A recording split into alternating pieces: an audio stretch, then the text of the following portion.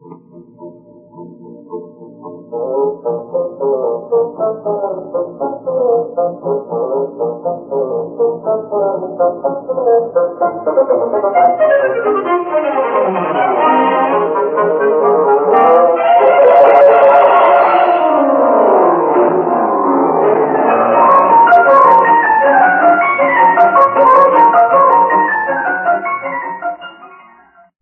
to the Great Detectives of Old Time Radio. From Boise, Idaho, this is your host, Adam Graham. If you have a comment, email it to me, box13@greatdetectives.net. Follow us on Twitter at Radio Detectives, and become one of our friends on Facebook, facebook.com/Radio Detectives. Well, we begin our fourth listener support campaign. We do these twice a year. And in the early parts of the show, we were able to do actual advertising. But it's been a long time since we've been able to have and maintain an advertiser. And so to help defray costs to the show, as well as to hopefully move us into a position where we'll be able to focus more on the things we're passionate about, including old-time radio, be able to give more things to efforts like the show, we began listener support campaigns, and people have just been so wonderfully supportive over the years, and I always like doing them, not just because of the support, but also because we're able to send out some great thank you gifts to our listeners and introduce them to some pretty amazing stuff. The listener support campaign runs through March the 15th, and you can give online through PayPal, or if you have a Wells Fargo or Bank of America account, you can actually send it online to the email address box13@greatdetectives.net,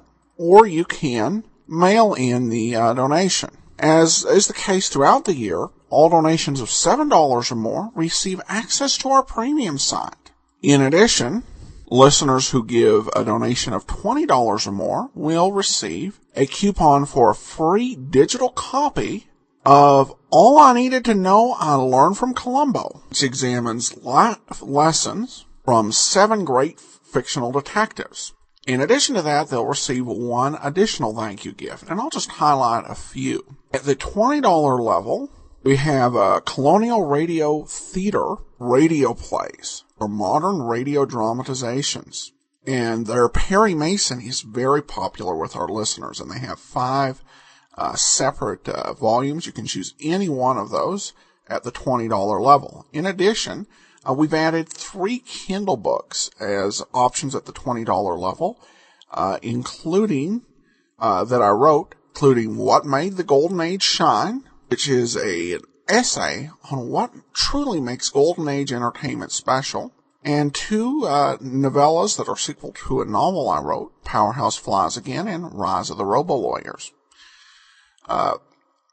$50, one option we have is a BBC Radio 4 play of Poirot or Miss Marple of your choice from Audible. And at the $100 level, we've added the audiobook version of Tales of the Dim Night we'll send to you as a thank you gift. And for our U.S. listeners, we've added a $250 donation level. For a donation of $250, we will send you Nero Wolfe, the complete Whodunit series on DVD, is our way of saying thank you for your support of this year's listener support campaign. All right, well, with that said, and sorry for the lengthy introduction, we'll get into today's show after letting you know to go to support.greatdetectives.net to support this year's listener support campaign. Now it's time for The Adventure of the Silent Tongue. The Adventures of Frank Race, starring Paul Dubov, with Tony Barrett as Mark Donovan.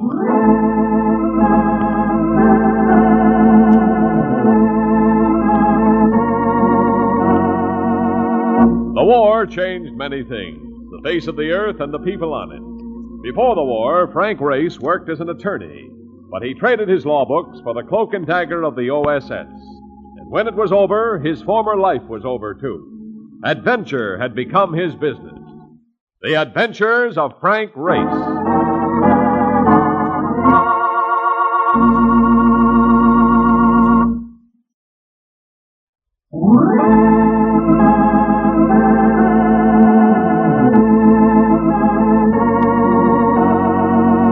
And now we join Frank Race for The Adventure of the Silent Tongue.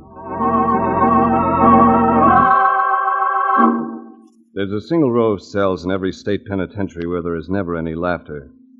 In these cells, the lights burn with a feverish brightness day and night, because there is no sleep, no rest this side of the big sleep. Murderer's Row. This is the death house.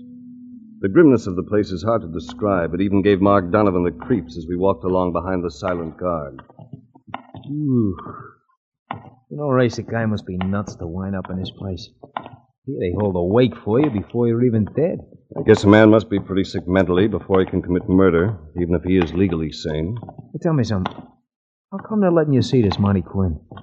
Ain't they going to fry him tomorrow night? Yes. I'm in the nature of a last request. Apparently Quinn has no family and no friends who would risk a visit. No, but he still has the $2 million from that armored car sticker. That lot of good it'll do him now. He's kept it well hidden, though. The police haven't found a trace. Neither's the insurance company. They send you to pump the guy before he goes? No, Marcus. Marty Quinn sent for me himself. He knows I've been on the case. Hey. He'll turn a pretty penny if he tells you where the loot is, huh? No. If he was going to talk, he'd have talked before this. I'm afraid he has something else on his mind. There we are. Your friend will have to wait out here, Mr. Race. Grab a seat on the bench, Mark. Yeah, sure. I'll have to frisk you, Mr. Race. Prison regulations. Certainly. I'm not armed. All right. Come on.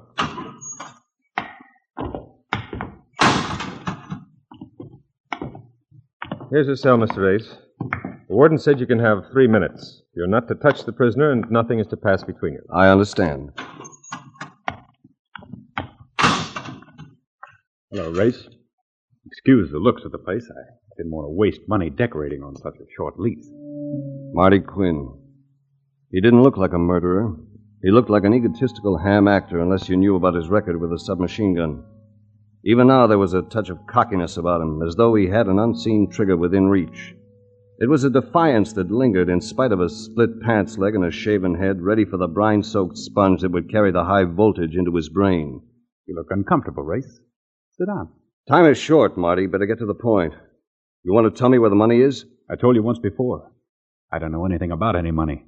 I hope you didn't call me here to tell me that you didn't shoot the armored car guards. It's a little late for that. No, I killed him all right. I'm not expecting to get off. I ask you to come up because I like you. I think you're a guy I can trust. Can I? That depends on what you want. If it's a legitimate request, the answer is yes. All right. Monty Quinn ain't my real name. I'll begin there. This might surprise you. I used to be on the square. Had a business once. A grocery store in Cold Springs on the Hudson. Go ahead. Got a mother and 2 daughters still living. Girls are grown up now. They ain't seen me or heard from me since they were kids. They don't know nothing about me.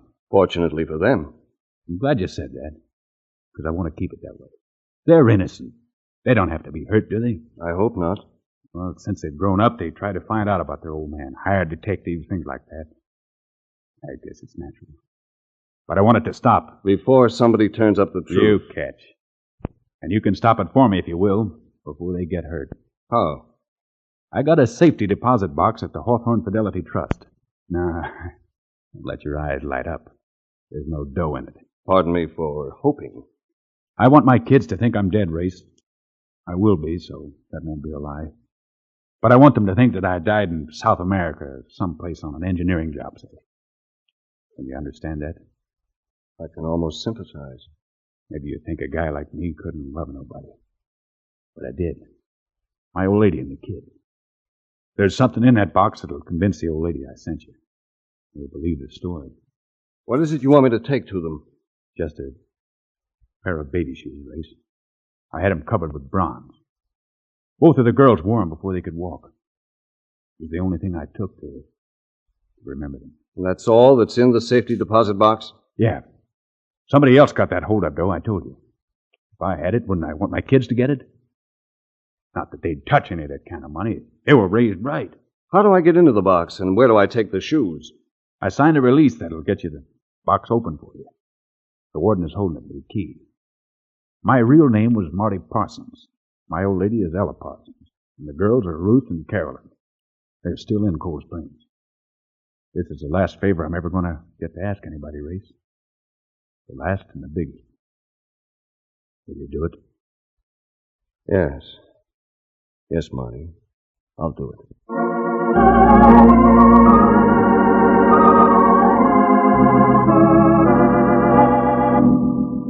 The Hawthorne Fidelity Trust Company turned out to be a conservative and reputable bank. The kind Marty Quinn or Parsons usually entered the hard way, accompanied by the ringing of gongs and the firing of guns.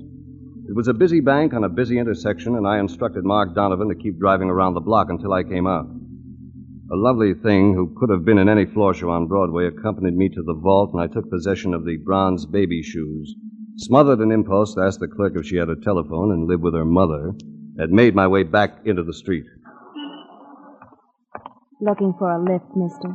Well, that's very kind of you, but I have a friend in a car circling the block and... I think you'd enjoy riding with me.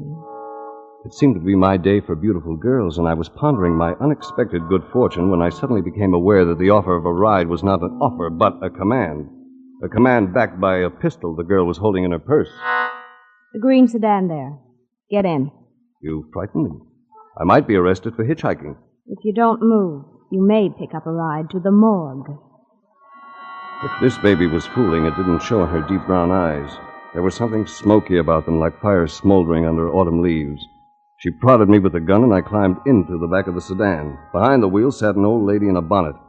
She looked like Whistler's mother. There was another young girl in the car, too, and she looked like the one who made Whistler whistle. Since we're making a tour of the city together, permit me to introduce myself. I'm Frank Race. You know who we are. Yes. I take it that you're Marty Parsons' eager relatives. Which one are you? I'm Carolyn. Then you must be Ruth. I'm delighted. You won't be delighted for long. Isn't anybody going to introduce me to Grandma? You, have something that belongs to these girls, Mr. Race. Hand it over. Not just yet. I promised to make delivery in Cold Springs, and I always try to keep my promises. We want those baby shoes, and we want them now. Never mind, Ruth. I can handle this.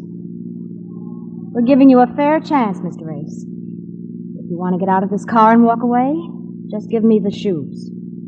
If you don't, I'm perfectly capable of taking them.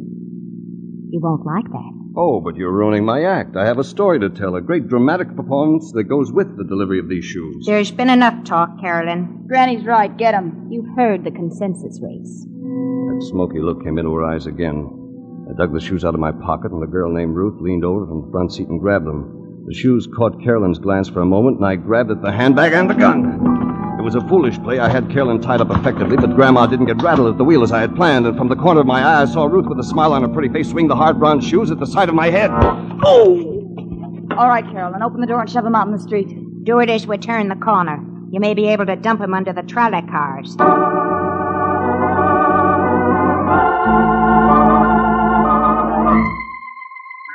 I came out of a pink and green world all my own and returned to Earth with a severe headache. Whoever coined the line about the patter of baby feet never got that patter across the side of his skull from a grown-up baby with bronze shoes. My curbside siesta had tied up traffic and horns were blowing, but they couldn't drown out the angelic voice of Mark Donovan. Come on, Race. Get with it. Come to. Come on, pal. Come on, wait. Oh, Marcus. What's that on the side of my head? It looks like a built-in golf ball. Oh. A red one. Where were you when I came out of the bank? Where was I, he says. I was waiting for the light so I could turn the corner, but you come out and get the glad item, some dame, and right under me very eyes you leave me flat and pile in a car with her. Oh, it all comes back to me now. She introduced me to her grandmother. Lucky I followed you when you drove away. But, no wonder the dame slugged you. Trying to neck with her right in the same car with her grandmother. Marcus, that isn't quite why I got slugged. We weren't necking. Oh, don't give me that. I was right behind you. I saw through the rear window. All of a sudden, you reached out and you put your arms around the dame. Please give me credit for a little more subtlety, Mark. It so happened the lady had a gun pointed at my midriff. Oh, please. A midriff is something that they no longer put in the middle of ladies' bathing suits. Now, look, you better get up and let the city go about its business. Come on. Come on. Help me to the car, will you? I'm Yeah. still a little groggy. Okay, hold Better on. drive me down to police headquarters. Yeah. I'll bet you've got a pip of a story to tell them. Yes, and a pip of a story to tell the insurance company. I'm afraid I just let $2 million slip through my fingers.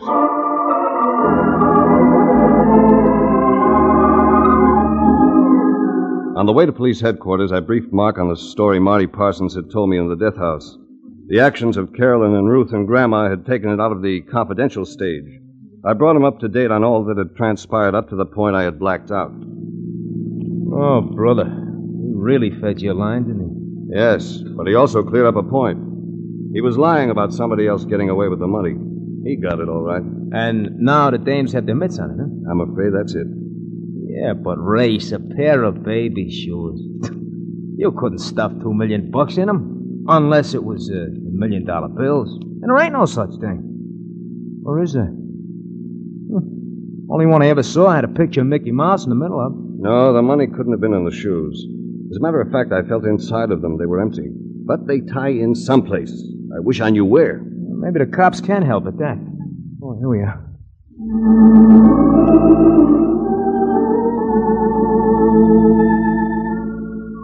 Inspector Liebus, one of the finest cops in the country, was my favorite contact at police headquarters. Mark and I went up to his office and waited while he chewed his cigar nervously and poured methodical orders into the telephone. Make sure they set up roadblocks on all highways leading into town. But check the cars going out, too. Get all the available men back on duty right away. I want to double the watch in all rail terminals and bus stations and triple it in the airlines. Get Summers and Drake over here right away with a car. I want them with me. Hello, Race. Donovan. Hi, How are you? You seem pretty busy, Ed. Plenty busy. Do us both a favor, Race, and get out of here so I can make believe I didn't see you. You should be glad to see me. I think I have a lead for you that may turn up the money Marty Quinn or Parsons picked up on that armored car stick-up. You'd better have a lead, Frank, and it better be a good one. It's fresh, very fresh. I saw Marty in the death house last night. Yeah, I know you did. That's why I want you to get out of here before I'm forced to pick you up. The order should come through from the commissioner any minute. Pick me up, Ed? Why? Because you were the last man from outside the prison to see Marty Race. You were admitted to death row last night. And just an hour ago, a few hours before the time scheduled for his execution, Marty turned up in the cell block with a machine gun in his hand. He's on the loose, Race. He killed 4 guards and escaped.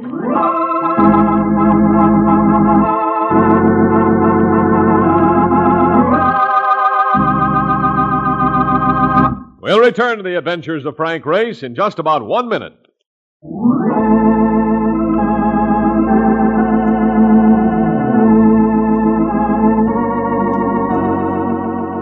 And now, back to the adventures of Frank Race.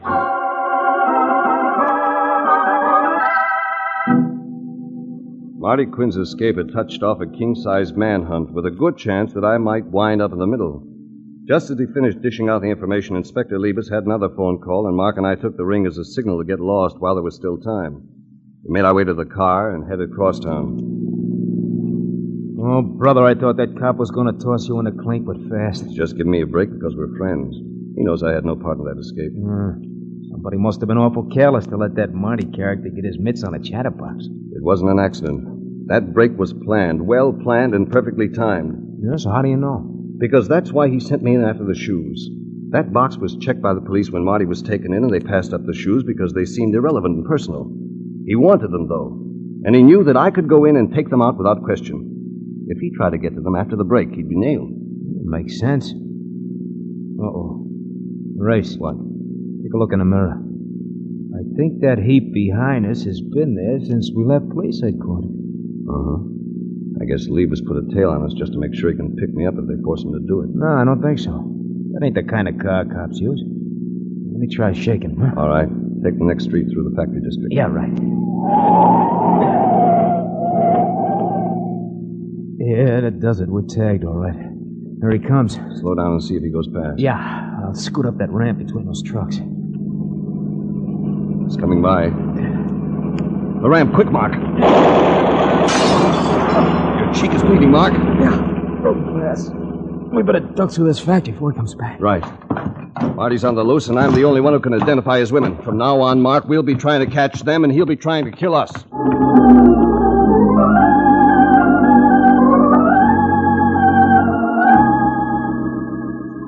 When a cold-blooded murderer is after your life, the safest place to be is in police custody. But when you're on an assignment with $2 million to recover, you have to play clay pigeon. I sent Mark into the underworld to see what he could pick up via the grapevine. Then I went home to my apartment to wait. I didn't wait long.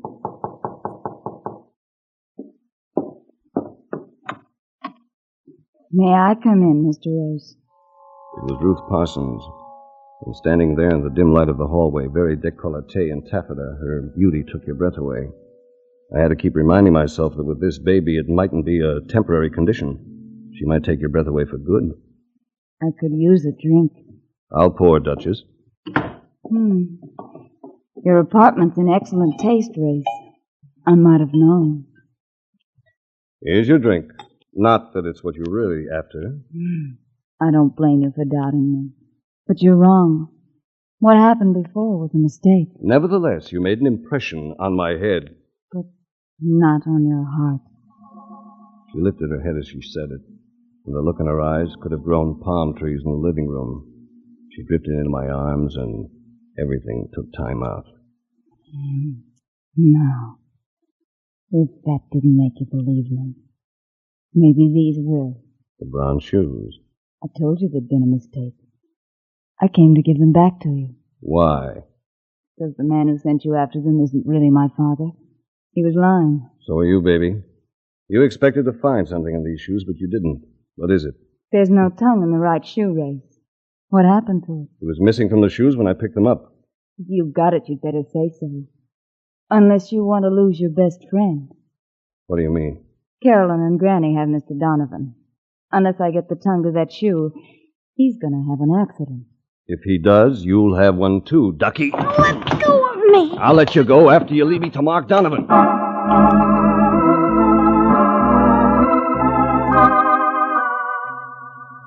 The hideout was an old barge tied to the end of a deserted wharf. I preceded Ruth Parsons down the ladder so she couldn't make a break on the deck and herald our approach. It turned out to be another bad guess on my part. As she came down the ladder, I reached up for her, but she lashed out with her foot and caught me between the eyes. Nice work, Ruth. All right, Race. Keep the knife against your ribs. Walk into the cabin and don't make a sound. I walked, and I didn't see his face until we were under the glow of a shaded gasoline lamp in the cabin. Then the face was all too familiar, the thick lips, the red razor scar that ran from one ear down under the chin. A visage I had seen often over a period of years on reward posters. A man wanted dead or alive, Bernie Donatello, only 2 notches away from the dubious distinction of being public enemy number 1. You got the look of a guy who thinks he's going to collect some reward money. You're going to be disappointed. You're holding a friend of mine. Where is he? You'll go bye-bye together in a little while. Don't be impatient. You wouldn't tell me where the tongue was, Bernie. Don't worry about that. Marty had it. I choked it out of him while you were gone. That dirty double-crosser. He was here in the barge all the time, and he tried to get away with it. You should have killed him. What do you think I did, baby?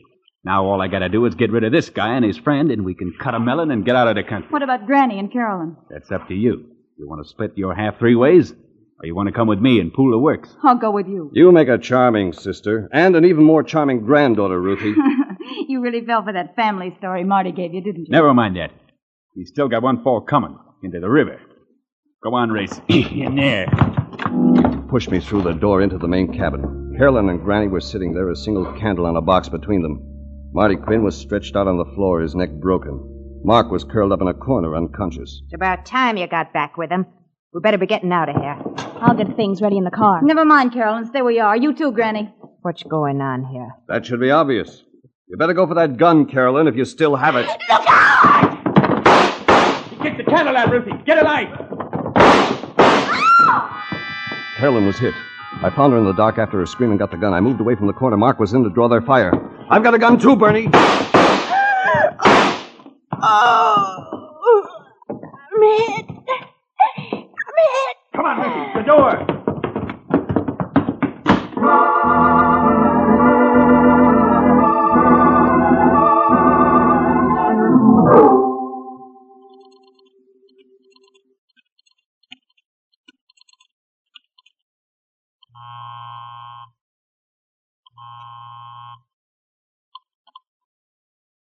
Department, homicide, Inspector Levis. Ed, this is Frank Race. You'd better come in, Frank. I got that order to pick you up. It may not be necessary, Ed. I think I can clear the case. I need a little information. Like what? Was Bernie Donatello ever arrested for rum running in the old Prohibition days? Donatello? Yeah, it was his first rap. Have you seen him? I'm going to dump him right into your lap if your next answer fits. It's about Marty Quinn. Was he ever connected with a counterfeiting ring? Well, we thought so, but we could never make it stick. That's all I wanted to know. Quinn is dead, but I think we can pick up Donatello and the money tonight.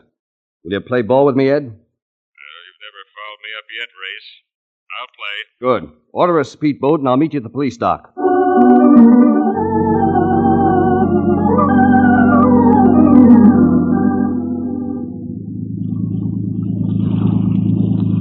This hunch of yours better pay off, Race. I think it will. Look, what makes you think the door is near Cold Springs on the Hudson? Marty made me think so. He lied to me when I saw him in prison. He was an egomaniac like most killers. He thinks people who work on the right side of the law are stupid. I don't get it. Part of his warped psychology was to throw in a clue with the lies, just to give him a bigger kick out of getting away with the money. Mentioning Cold Springs was the clue. And that sounds like a long shot to me, Frank. Think so? If Quinn was a counterfeiter at one time, he'd know engraving, wouldn't he? Yeah? That's what was on the baby shoe tongue. An engraved map on the bronze showing where he buried the $2 million. Well, that could be. And Bernie Donatello is an old rum runner, figures to own and operate a speedboat. That's why you didn't catch anything in your dragnet after the armored car heist. You overlooked private boats on the river. I gotta hand it to you, Race. You come up with answers.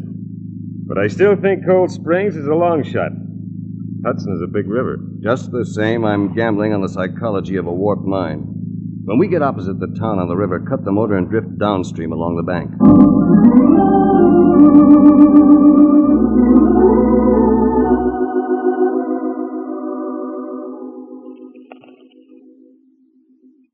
Well, 2 a.m., Race, and this is about the 10th time we've drifted downriver. They've got to show sooner or later, Ed. All right. I'll start her up, and we'll go up a mile or so again and make another drift. Hey, wait a minute, wait.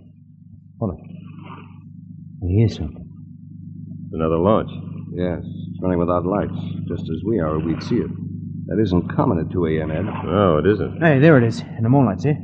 About a quarter-mile down, just offshore. He's turning in. Yeah, there's a cove down there. We passed it before.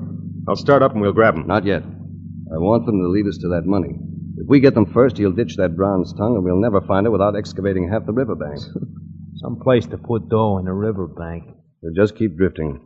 By the time we get near that cove, Bernie Donatello should be working with a pick and shovel.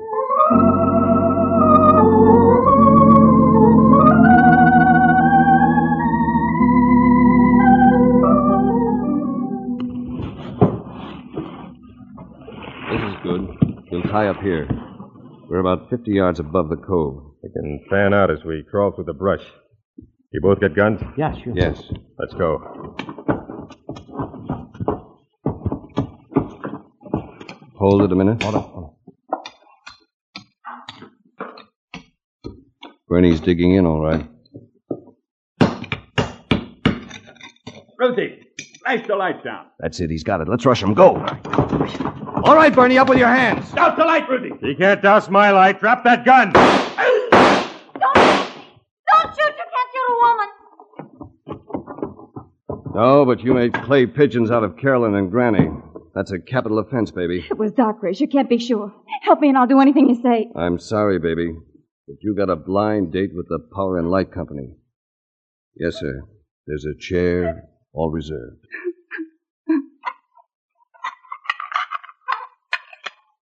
Here's the dough, all right, Race. Good.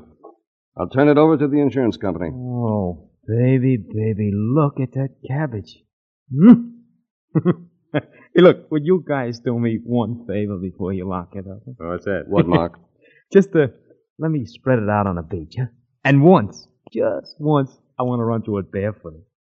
I bet I can run through $2 million faster than anybody in the world.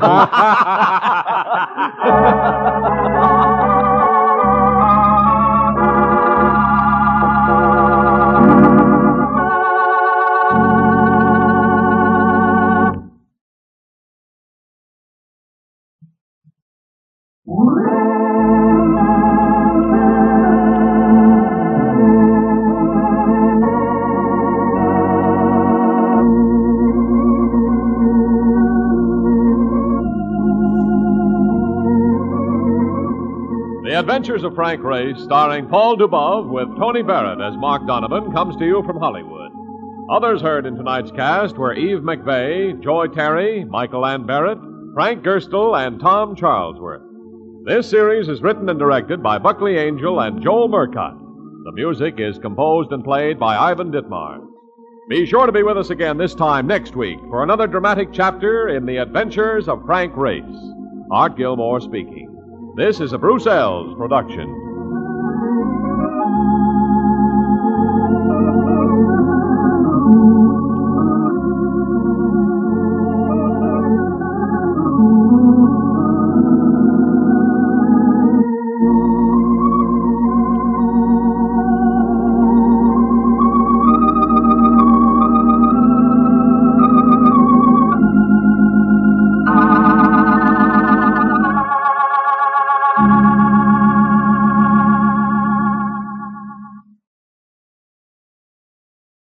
Welcome back. Well, this is one of the more thrilling adventures of Frank Race we have seen in quite a while. A very well-told story. And I love the title of the episode. It's such a clever pun. And poor Frank Race gets roped into the whole thing because he's a good guy. So it's always a tough break to see your hero taking advantage of that. All right, well, now we turn to listener comments and feedback, and we begin with an email from Aaron who said, you took the words right out of my mouth. A couple of weeks ago, you mentioned that Mark Donovan was an especially handy sidekick, and I've been thinking the same way. The show should really be called The Magical Powers of Mark Donovan, because he's always magically appeared at just the right time to save Frank Race from death. He pulls guns from ladies' handbags and walks in at just the right time to throw a punch. We all need a Mark Donovan to follow us around. I agree, Aaron, and I've put in a requisition request for my own personal Mark Donovan. The great character, though no miraculous work tonight. This time, Frank Race had to save him. A hero having to save the sidekick. On this show, that's turnabout.